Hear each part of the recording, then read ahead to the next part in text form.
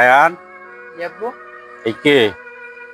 আমার একজন বড় ভাই, সে সুখবর দিতে আসছে যে সে একটি চাকরি পেয়েছে। ও আচ্ছা। আসসালামু আলাইকুম। ওয়ালাইকুম আসসালাম। নাম কি তোমার? এই তো সিয়াম। ও, কিসে জব পেয়েছো? আমি এক প্রাইভেট কোম্পানিতে জব পেয়েছি। ও, স্যালারি কত? এই মাসে 15,000 টাকা। ওখানে রেফারেন্স আছে কেউ না?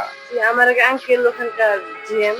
ও, দেখো আব্বু, আমার এই বড় ভাইটা মাস্টার্স এবং অনার্সে ফার্স্ট ক্লাস পেয়েছে, কিন্তু তারপরে সে 15,000 টাকার চাকরি করে। আমি আব্বু পড়াশোনা করব না, তুমি আমাকে বিদেশ পাঠিয়ে দাও। তুমি যে বিদেশ যেতে চাও, তুমি বিদেশ গিয়ে কি করবে? তোমার কি কোনো স্কিল আছে? তুমি কি এমন কিছু জানো যে যেটা দিয়ে তুমি ওখানে কাজ করতে পারবে?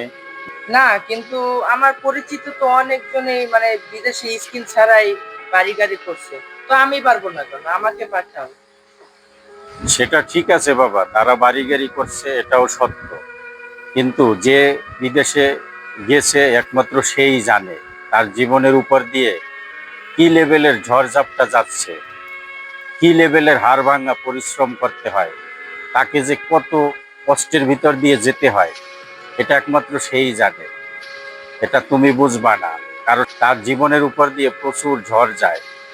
সে বিদেশ গিয়া সেই যে বাবা মা আত্মীয় স্বজন ক্লোজ লোকজন সবাইকে ছেড়ে একা গিয়ে হাড় ভাঙা পরিশ্রম করেন, দিন রাত কাজ করেন।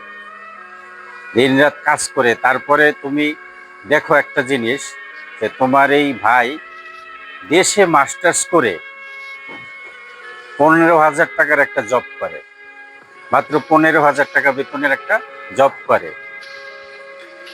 তাহলে যে দেশে তোমার পরিচিত লোকজন আছে, তোমার ভাইয়ের মামা ওখানকার জিএম, তারপরে তোমরা পড়াশোনা করছো, তারপরে তুমি যে দেশের ভাষা জানো, যে দেশের কালচার বোঝো, নিজের দেশ, সেই দেশেই তুমি 15,000 টাকা বেতনের একটা চাকরি পেতে কষ্ট হয়ে যায়। তাহলে তুমি বিদেশ গিয়ে কি করবে তোমার স্কিল না থাকলে?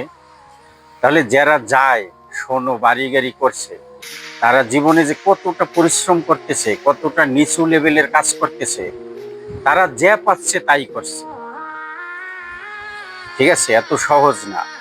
আচ্ছা, তাহলে যারা যায় তারা কিভাবে কি করে? ভালো কথা বলছো। আসলে যারা যাচ্ছে তারা ওখানে গিয়া বিভিন্ন ধরনের সমস্যার ফেস হয়। যেমন দালাল, বিভিন্ন এজেন্সি, এদেরকে টাকা দিয়ে যাওয়া লাগে। ওখানে গিয়ে আকামা করতে হয়। আকামা মানে আইডি কার্ড। আইডি কার্ড বানাতে হয়, প্রতি বছর রেনিউ করতে হয়। সেটা করতে গিয়ে তাদের প্রচুর টাকা খরচ হয়। তারা অনেক পরিশ্রম করে, দিনরাত হাড়ভাঙা পরিশ্রম করে, এবং তারা একটা জব করে না। তারা আসলে যাওয়ার পরে চিন্তা করে কি, যে আমি 5 লাখ 7 লাখ 8 লাখ টাকা খরচ করে বিদেশে আসছি, এখন তো আমার দেশে যাওয়ার ওয়ে নাই।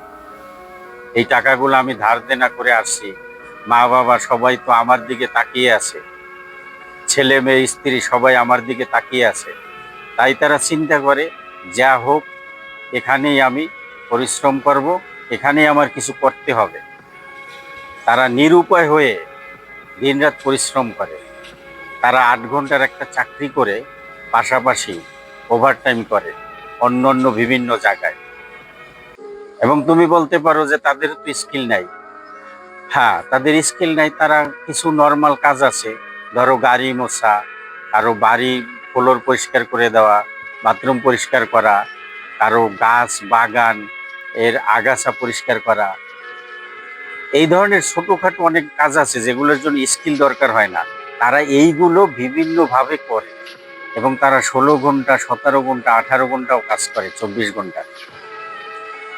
এইভাবে কাজ করে তোমার, তারা একটা মাসে মোটামুটি একটা ভালো আর্নিং করে। তাদের তাদের প্ল্যান থাকে যে আমার মাসে এত টাকা আয় করা লাগবে, আমি বিদেশ আসছি, আমার দেনা পাওনা আছে এলাকায়, সেগুলো দেওয়া লাগবে, এবং আমার কিছু একটা করা লাগবে। বিদেশ যাওয়ার চিন্তা বাদ দাও, দেশে কিছু করো। মূলত পড়াশোনা করলেই হবে না, পড়াশোনার পাশাপাশি যে কোনো একটা স্কিল তৈরি করো।